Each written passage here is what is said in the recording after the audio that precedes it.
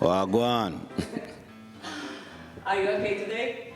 Yeah, man, it's good. It's good to be in Warsaw. It's good to be in Poland. You know what I mean?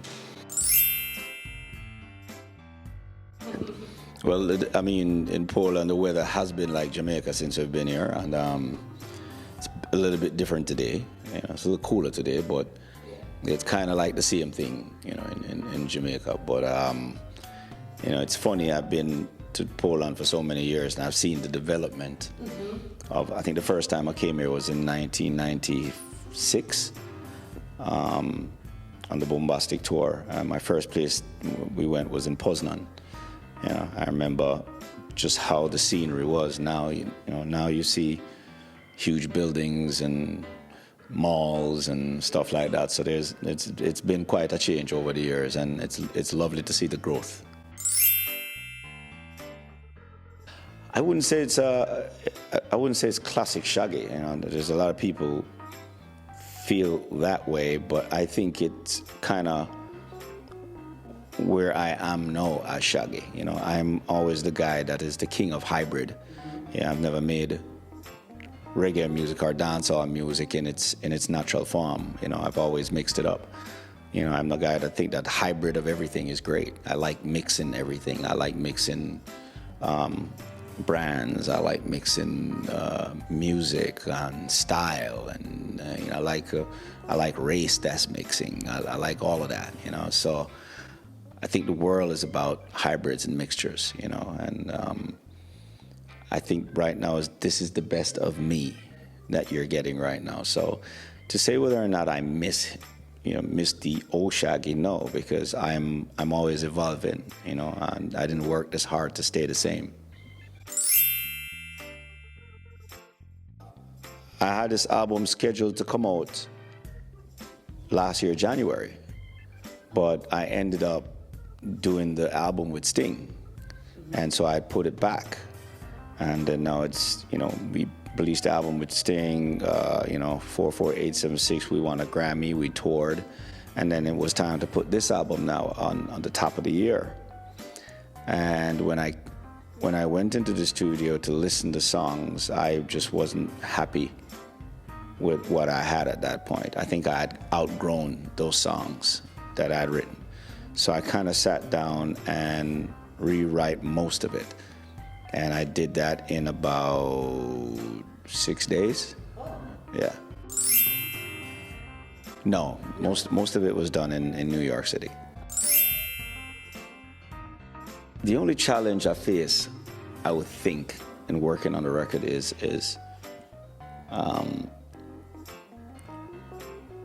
getting everything done in time, because I changed it at last minute and sat there. So within those 6 days, I had to get everything done.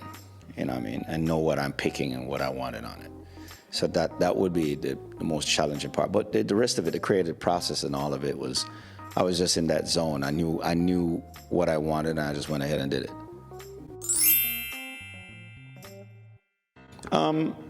These are people I'm friends with. You know, I think collaborations should really boil down to a friendship. I'm not one of those artists that have a lot of those superstar collaborations. My superstars are Rick Rock on Wasn't Me, or Angel with Ray Vaughan, or, you know, recently with Mohambi and Fady with I Need Your Love. You know, these are people that are just people that bring really great color and talent to the composition. They're not necessarily superstars, you know what I'm saying? And these are people that I have a chemistry and a synergy with, and really make the record sound good, you know? Them being a superstar is secondary to the art of making the music within itself. So I'm not thinking marketing when I'm doing it. I'm thinking the sound of the music and what they bring to the record, you know.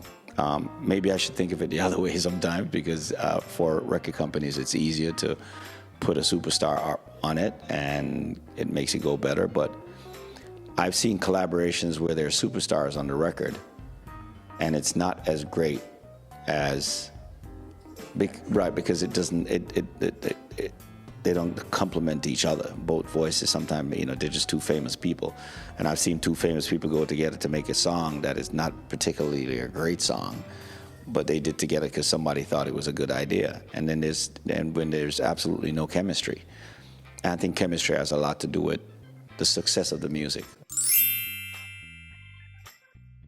From this new one, I like Rayvon. I like the Rayvon record. When she loves me is a really cool record. I haven't gotten to that part yet. It's fairly still new to me, and I don't listen it that much to be fed up with it. Because once I finish making it, and I mix it and put it out and leave it, I'm kind of done. I'm now promoting it, so I'm not really listening to it. No, I never really feel stressed when I'm putting out a record. I just put it out, so it's never been a stress situation. There's some people I know that are. They have such a level of success that they're scared to put a record out because they're scared of failing. I think Michael Jackson had that problem, where he was so huge that whatever else he's putting out, he was scared to put out. I remember talking to Akon one time, who told me about songs that he heard with Michael. He was like, these were clearly massive records, but Michael would not put them out because he was scared. And there are a lot of artists like that right now that because they've had a legacy of success, they're scared in the climate of what music is, especially now that it's changing and the audience is a millennial type of an audience compared to before, and they might be an older type of audience with success. I don't get scared of that. I just put music out. If it hits, it hits. If it doesn't, it doesn't. Keep it moving. It doesn't take anything away from me to put a record out that does not work. Nobody remembers a flop. Everybody remembers the hits. And I have done enough hits in my life that I can afford to do some flops. It's okay. They normally write it down on the set list sheet, okay. So that helps. I'm not a big writer person. I think my writer probably needs to be changed right now because it's been that forever. I know that it has tuna fish on it. So not a lot of people's writer has tuna fish. It was like must have tuna fish. I'd rather to go to the hotel. Now, where I am now, I do that now. I go to the hotel, and I will sit by the bar, if there's a bar, and probably just have a glass of wine just to wind down. I started doing that probably last year, because Sting and I used to do that together a lot. Right after a show, we would get back to the hotel, and then we'll meet at the bar, and we'll have one drink. He normally just does one glass and then say goodnight. And then I continue for many more glasses.